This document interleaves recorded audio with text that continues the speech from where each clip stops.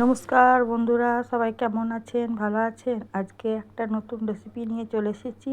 আজকে কিন্তু কোনো রান্নার রেসিপি নয়, এটা আবার রান্নাও বলতে পারেন। এটা একটা আচার করব আজকে, লঙ্কার আচার।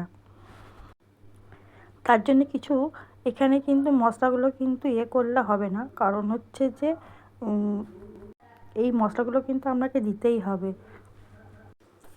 সেই জন্য আগে থেকে একটুখানি জোগাড় করে রেখে দেবেন। দেখে নিন, ধনে, জিরে, শুকনো লঙ্কা, মৌরি আর সর্ষে, গোটা সর্ষে, আপনারা সাদা সর্ষেও নিতে পারেন। এবার কড়াটাকে একটুখানি গরম করে নিয়েছিলাম আগে, তারপরে এটাকে আমি ড্রাই ভেজে নিচ্ছি একটু। হ্যাঁ, একটু যখন ভাজবেন খুব সাবধানে ভাজবেন, যেন না কালো হয়ে যায়। হ্যাঁ, বা তাহলে কিন্তু তিতো হয়ে যাবে জিনিসটা। আস্তে আস্তে ভাজবেন, আর সমানে কিন্তু নাড়তে থাকবে। নাড়াটা বন্ধ রাখলে হবে না, তাহলে কিন্তু কালো হয়ে যাওয়ার সম্ভাবনা থাকবে।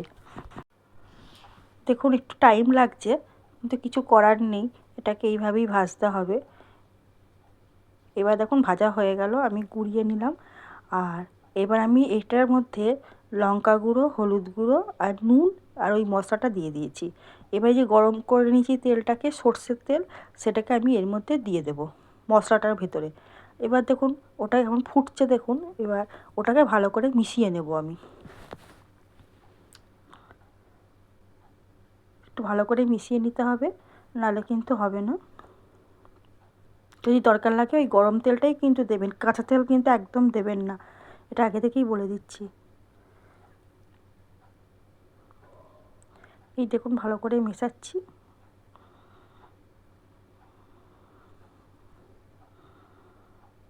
এটা কিন্তু আপনারা রুটির সাথে বা পরোটার সাথে খেতে খুবই ভালো লাগবে। এবার আমি লঙ্কাগুলোকে ভালো করে পরিষ্কার করে নিচ্ছি আগে ভিতরটা, কারণ এটা ভিতরটা রাখা যাবে না। ভালো করে ভিতরটা কিন্তু পরিষ্কার করবেন, বীজ টিজগুলো সব ফেলে দিয়ে ভালো করে পরিষ্কার করে কুচি কুচি করে কেটে নেবেন।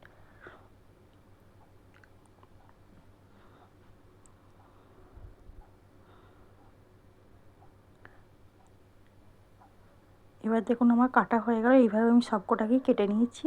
এবার ভালো করে ধুয়ে এর মধ্যে দিয়ে দিলাম, দিয়ে ভালো করে এটার মধ্যে মাখিয়ে রেখেছি। মাখিয়ে আমি কিছুক্ষণের জন্য ঢাকা দিয়ে রেখে দেবো ওটাকে। হ্যাঁ, এবার ঢাকা দিয়ে রেখে দিয়েছি কিছুক্ষণ, প্রায় 2-3 ঘন্টা। তারপর আমি একটু ভিনিগার দিয়ে দিলাম এর ভেতরে। আপনারা চাইলে লেবুর রসও দিতে পারেন, যেটা ইচ্ছে।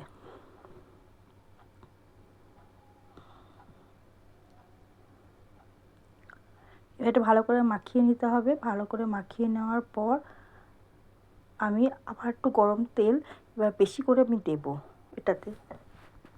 তারপর এটাকে যদি পারেন তো কাঁচের বয়ামে বা কাঁচের কোনো জিনিসের মধ্যে রাখবেন, তাহলে এটা ভালো থাকবে। আর ফ্রিজে রেখে দেবেন, অনেক দিন অনেকটা খেতে পারবেন। বা বাইরেও চাইলে রাখতে পারবেন, নষ্ট হওয়ার কোনো সম্ভাবনাই নেই। সবাই কিন্তু এটা করে রেখে দেয়, অনেক দিন করে খাওয়া যায়।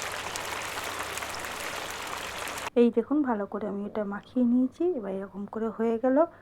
হ্যাঁ, আমরা লঙ্কাটা একটু কম হয়ে গেছে মনে হচ্ছে, কিন্তু চাইলে আমরা একটু বেশি করে লঙ্কা দিতে পারেন।